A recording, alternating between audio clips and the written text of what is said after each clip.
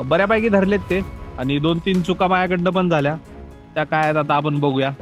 तर ही अशी करटुल्यांची साईज आहे आणि कोकणात सावंतवाडीत मला वाटतंय आपणच पहिल्यांदा केलं हे.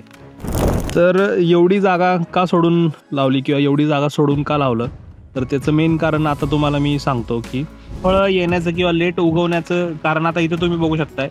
इथं प्रत्येक पानाच्या इथं एक एक कळी आलेली आहे. तर हे कशामुळं, तर आता आपण ज्या सऱ्या केल्यात ते का केल्यात ते तुम्हाला आता इथं मी उभा आहे त्याच्यावरनं कळत असेल की ह्या ज्या सऱ्या आहेत, मेल आणि फिमेल प्लांट हे वेगळं असतं. आता मेल कसं ओळखायचं, तर मेलची फुलं बघा ही.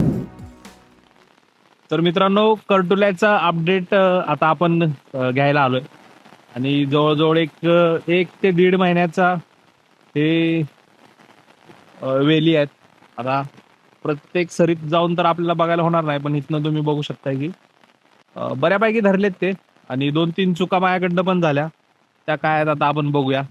आता या करटुलीला कीड काय असती ते पण लोक विचारतात. तर हे बघा, ही कीड असती त्याला आणि ही कीड किंवा हे किडे आहे ना, त्याला त्रास देतात. हे असे पानाच्या खाली तुम्हाला घावणार, वर नाही घावणार. त्यामुळं फवारणी करताना पण तुम्हाला जरा व्यवस्थित करायला पाहिजे किंवा बघून करायला पाहिजे. त्यावेळेसच ते घावणार. आता हे पान उलट जर केलं तर ते परत दुसऱ्या साईडला जायला बघणार, पण पानाची पूर्ण वाट लावणार आहे.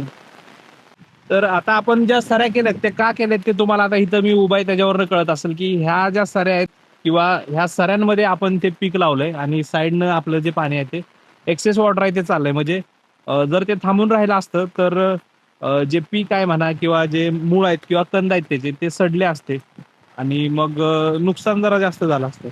तर कीड आहे किंवा बाकीच्या गोष्टी आहेत आणि ह्याला आपण पूर्णपणे 100% ऑर्गॅनिक करायचा प्रयत्न केलाय. शेणखतचा डेपो आहे तिथं, तो मी तुम्हाला दाखवतो आणि तेच ह्याला लागेल तसं आपण थोडं थोडं घालतोय. म्हणजे अजून सुरुवातीला एकदा लावलेलं तेच आणि त्याच्यानंतर एकदा टाकलंय. म्हणजे प्रत्येक कंदाला 1 पावशेर ते अर्धा किलो असं आपण त्या हिशोबाने त्याच्या अवतीभोवती खड्डे करून टाकलंय. आणि हे करत असताना नर असेल मादी असेल ह्याच्यात आपण काही फरक बघितलेला नाही. प्रत्येकाला योग्य प्रमाणात म्हणा किंवा त्याची जी काही वाढ असेल त्या हिशोबाने आपण घालायचा प्रयत्न केलेला आहे. आपली ही पहिली लागवड होती आणि कंद धरायला किंवा जिथं नॉर्मली लागलेले असतात किंवा ज्यांची खूप जुनी शेती आहे त्यांच्याकडे कसं पाऊस पडला की ते ग्रोथ स्टेजला येतं किंवा तिथं त्याला माहित असतं की इथं आपल्याला उगायचंच आहे. पण फळं येण्याचं किंवा लेट उगवण्याचं कारण आता इथं तुम्ही बघू शकताय. इथं प्रत्येक पानाच्या इथं एक एक कळी आलेली आहे. तर हे कशामुळं, पहिल्यांदा जो वेल आहे तो आपली स्टॅबिलिटी म्हणा किंवा आपली जी जागा आहे ती फिक्स करायला बघतो. आता इथं मागं आपण बघू शकतो की खूप कमी त्याला कळ्या म्हणा किंवा असे नोड्स आहेत जिथं फुलं फळं येणार आहेत. पण इथं पुढं एका विशिष्ट स्टेज नंतर त्याला कंटिन्यू आपण बघू शकतो कळ्या आहेत. तर हे कशामुळं, तर जे झाड आहे किंवा जे कंद आहे त्यांनी आपली जागा एकदा एस्टॅब्लिश केली की त्याच्यानंतर मग तो फुलधारणावर म्हणा किंवा फ्लॉवरिंग वरती जोर देणार आहे. आणि ह्याच्यात जी आता चूक झालेली ती मी तुम्हाला सांगतो. पहिलं म्हणजे सुरुवातीला ज्यावेळेस पाऊस आलेला त्यावेळेस आपण सगळी लागवड करून टाकली आणि त्याच्यानंतर पाऊसच गायब झाला. आता आणि पाऊस गायब झाल्यामुळे काय झालं, आपण पाणी तर देत होतो पण वरनं ऊन खूप कडक होतं आणि ऊन खूप कडक असल्यामुळं ते जे पीक आहे ते म्हणजे त्यांनी, हे बघा ही खाली कशी वेल आहे, त्यांनी जोर धरलाच नाही. नंतर त्यांना जरा वेळ लागला आणि त्यानंतर मग आपल्याला परत एकदा लावायला लागले आणि हे नंतर लावलेली वेली आहेत तर त्यांनी व्यवस्थित धरलेत. पण आधी जे होते ते एक आपला विषय झाला. आणि काही कंद आपण हायब्रिडचे बाहेरून आणलेले, ते हायब्रिडचे जे बाहेरून आणलेले ते पण कुजले. आता दुसऱ्या साईडचे तुम्हाला दाखवतो. तर करटुले शेतीची ही एक बाजू आहे आणि ही एक बाजू आहे. ह्या साईडला एक 4-5 साऱ्या आहेत आणि ह्या साईडला एक 4-5 साऱ्या आहेत. ह्याच्यात पण तोच विषय आहे किंवा तसंच सिच्युएशन आहे. आपण बघू शकतो ज्या वेली आहेत त्या धरल्यात. आता ही तुम्हाला मागाशी म्हणलं ते उन्हात थोडे बावले नंतर त्यांनी काही जोर धरला नाही. तर ह्या त्या वेली आहेत. इथं आपण बघू शकतो की करटुलं लागलंय व्यवस्थित. आणि थोडं सुरुवातीला किंवा पहिलं वर्ष असेल म्हणजे औषधं मारून वगैरे तुम्ही करू शकताय फ्लॉवरिंग किंवा उत्पन्न जास्त घ्यायचा प्रयत्न होऊ शकतो. पण आपल्याला ते करायचं नाही, आपल्याला नैसर्गिक करायचं आहे पूर्णपणे. इथं बघा काळ्या यायला चालू झालेत. तर आपण जे सांगत होतो की व्यवस्थित करणे आणि नैसर्गिक करणे त्याच्यावर जरा आपला भर आहे. पहिलंच वर्ष आहे, त्याच्यामुळं बघूया म्हणलं कसं काय होतंय. ॲक्च्युली ह्याची जी नॅचरली प्रोडक्शनची कॅपॅसिटी आहे ती नक्की किती आहे काय हे आपल्याला कळेल. आणि त्याच्यानंतर मग ह्याच्यात जे काय आपल्याला बदल करायचे आहेत डोसिंगला म्हणा किंवा न्यूट्रिशनला म्हणा, त्या गोष्टी आपण हळूहळू करू शकतो. आता इथं एक कर्टुला आलेलं दिसलं होतं, ते कुठं आहे तुम्हाला दाखवतो. इथं बघू शकतो आपण. तर ही क्वालिटी आहे किंवा ही अजून मोठी होणार ही साईज. तर ही अशी कर्टुल्यांची साईज आहे. आणि कोकणात सावंतवाडीत मला वाटतंय आपणच पहिल्यांदा केलं हे. तर कोकणातलं जर कर्टुल्याची शेती म्हणाल तर ही आपणच पहिल्यांदा केली. आणि इथं तुम्ही बघू शकता अजून कर्टुले इथे दिसते. इथं पण आपण बघू शकतो की हे कर्टुला आलेला आहे आणि वेल ही छोटीच आहे. तर ही जशी जशी मोठी होईल तशी तशी ह्याला फुलं येऊन कर्टुले धरायला चालू होणार आहे. तर इथं थोडंसं फूल येऊन परागीभवन झालं त्याचं. आणि आता पुढं पुढं हळूहळू ह्याला बाकीची फळं यायला चालू होतील. एक 15-20 दिवसात कंटिन्यू फळं यायला व्यवस्थित चालू होतील. आणि ह्याचं परागीकरण म्हणाल किंवा ह्याचं उत्पन्न म्हणाल तर मेल आणि फिमेल प्लांट हे वेगळं असतं.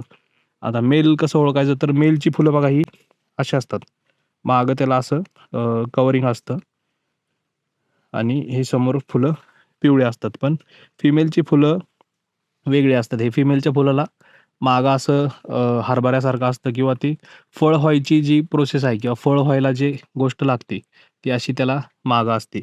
आणि ह्या पिवळ्या फुलांचं किंवा नर फुलांचं परागकरण ज्यावेळेस ह्या फुलांमध्ये येतं फिमेल फुलांमध्ये, त्यावेळेस ते फळधारणा होती किंवा त्यावेळेसच ते फळ मोठं होतं. जर हे नर फूल जवळपास नसेल तर तुमच्या फुलाला परागीभवन होणार नाही. आणि ते मग जे त्याचं बी आहे, फळ मोठं व्हायला पाहिजे ते तत्व नसल्यामुळे ते तेवढंच राहून मग ते सुकून पडून जाणार आहे. आणि आपण काय करतो, आपण कीटनाशक मारतो. आता इथं तुम्ही बघू शकताय हे मुंगळा आहे. हे मुंगळा काय आहे, फुलांमध्ये जे काही त्याला कण असतील ते घ्यायला आलाय. आणि तो इथनं घेत घेत काय करतो, वेगवेगळ्या फुलांवर जातो. म्हणजे समजा आता ही सगळी नर फुलं आहेत. आता नर फुलांमधनं तो नंतर इकडं मादी फुलाला जे काही कण असणार आहेत ते घ्यायला येणार आहे. त्यावेळेस त्याच्याबरोबर जे पराग कण आहेत ते मग त्या ह्या फुलामध्ये येणार ज्यावेळेस इथं फूल होतं. आणि त्या फुलाला लागल्यानंतर ते परागीभवन होणार आणि त्याच्यानंतर मग ते असं कर्टुले धरणार. आता हे अजून बारकं आहे, ह्याला अजून मोठं व्हायला थोडंसं स्कोप आहे. तर हे असं कर्टुल्याची प्रोसेस आहे मित्रांनो. तर ह्या अशा काही वेली आहेत ज्या अजून 1-1.5 महिन्याच्याच आहेत, अजून वाढणार ह्या. कारण थोडंसं मगाशी जसं सांगितलं तसं सुरुवातीला आपलं नियोजन जे आहे ते थोडंसं फिसकटलं होतं किंवा गंडलं होतं. आणि आपल्याला पण काही गोष्टी शिकायला मिळाल्यात. हे जे आपण बनवलंय जाळी न वापरता ह्याच्यात खर्च कमी झाला. पण हे पण लवकर करायला पाहिजे होतं, कारण हे जर आधी असतं तर वेली चढायला लवकर मदत झाली असती. आणि म्हणजे हा अंदाज आहे, पण पुढच्या वर्षी आपण सुरुवातीलाच हे करून बघूया. इथं बघा तुम्ही मादी फुलं आहे आणि मादी फुलं ही शक्यतो लेट येतात. मेल फुलं ही 30-35 दिवसाला येतात आणि मादी फुलं सरासरी 40 दिवसांनी येतात. तर इथं आपण बघू शकतोय की फिमेल आहे इथं. आणि इथं एक कर्टुल्याचं पॉलिनेशन होऊन ते आता फ्रूट फॉर्मेशन व्हायला चालू झाले. आणि इथं पण आपण बघू शकतोय तर कर्टुलं आपल्याला तयार झालंय. म्हणजे आहेत बरेच, 15-20 आत्ता जर काढले तर 15-20 गावतील आणि ते आपण नंतर काढू शकतो. पण आत्ता सध्याला तर आपल्याला अजून त्याच्यात ग्रोथला स्कोप आहे, त्याच्यामुळं काढायचं काही विषय नाही. तर हळदीचं म्हणाल तर इथं थोडी हळद लावली आपण, ह्या 3 साऱ्या आहेत. आणि इथं पण नंतर मध्ये ह्याच्या एवढा गॅप सोडायचं कारण हेच आहे की ही जी माती आहे ती नंतर आपण वरती घालणार भर म्हणून. हळदीला भर गरजेची असते आणि ही काळी हळद आपण या ठिकाणी बघू शकतोय. आणि त्या साईडला पण आहे थोडी, ती तुम्हाला दाखवतो आता जाता जाता. पण हे एक कर्टुल्याचा अपडेट तुम्हाला द्यावा म्हणलं. तर अशीच बरीच कामं लागून आलेली एकत्र आणि त्याच्यामुळं आपल्याला जास्त काही व्हिडिओ करता आले नाहीत किंवा जास्त काही ह्याच्यावर कंटेंट बनवता आलं नाही. आता इथं बघू शकतो आपण की हे फूल कर्टुल्याचं आहे किंवा हे फिमेल फूल आहे. आता फिमेल आणि मेल कसं ओळखायचं, तर मेल जे आहे ते त्याला मागं एक पिशवी असल्यासारखं किंवा पाऊच असल्यासारखं असतं. इथं आपण बघू शकतो हे असे जिथं आहेत पॅकेट्स ते मेल आहेत आणि फिमेल फुलाला डायरेक्ट मागं छोटंसं हरभऱ्यासारखं म्हणा किंवा छोटा कर्टुला जे म्हणतो आपण ते असते आणि त्याच्यात मग परागीभवन झाल्यानंतर ते फूल धरते बघा इथं. आणि इथं हे मुंगळा आपण बघू शकतोय. आपण काय करतो किंवा बरीच लोक काय करतात, कीटनाशक मारतात. हे बघा इथं कर्टुला आपण मगाशी बघितलेलं हे. तर बरेच लोक काय करतात, कीटनाशक मारतात आणि कीटनाशक मारल्यामुळं परागीभवन करायला कोण उरतच नाही. आता इथं आपला खताचा डेपो आहे, शेणखताचा आहे बघा. लागेल तसं आपण ह्याच्यात कलेक्ट करणार आणि हळदीला म्हणा ह्याला म्हणा याला घालत राहणार. तर ह्या अशा गोष्टी आहेत. आणि याच्या व्यतिरिक्त जर अजून काही प्रश्न असतील तर कमेंट करून नक्की विचारा. हे झालं कर्टुल्याचं. आता तिथं हळद आहे. हळद तुम्हाला दिसते का बघूया. ती हळद पण तुम्हाला दाखवतो. ही अशी आपली काळी हळद आहे. ही थोड्याच प्रमाणात केली एक ट्रायल म्हणून, किती काय होते बघूया आणि त्या हिशोबानं मग पुढं कसं काय करायचं ते ठरवूया. तर ही आता मागं दिसती ती काळी हळद आहे मित्रांनो. आणि ह्या काळ्या हळदीत बघा आपण जे पाट म्हणलेलो ते केलेत आणि ह्याच्यात काय म्हणजे आपण काही संशोधन केलंय किंवा मी काय तर नवीन केलंय अशातला भाग नाही. पण ही एलिव्हेशन दिल्यामुळं काय झालं, हे जे पाणी आहे ते सगळं खाली राहिलं आणि हळदीला एक कोरडा प्रदेश म्हणा किंवा हळदीला एक कोरडा जागा मिळाली जिथं हळद वाढणार. आणि हे पाणी जे आहे ते ऑगस्ट चालू आहे, ऑगस्ट सप्टेंबरपर्यंत असेल मॅक्स. आणि त्याच्यानंतर मग हे चाललं जाणार आणि मग हळदीला आपण पाणी घातलं म्हणा किंवा बाकीच्या गोष्टी केल्या तर ते बरं पडणार.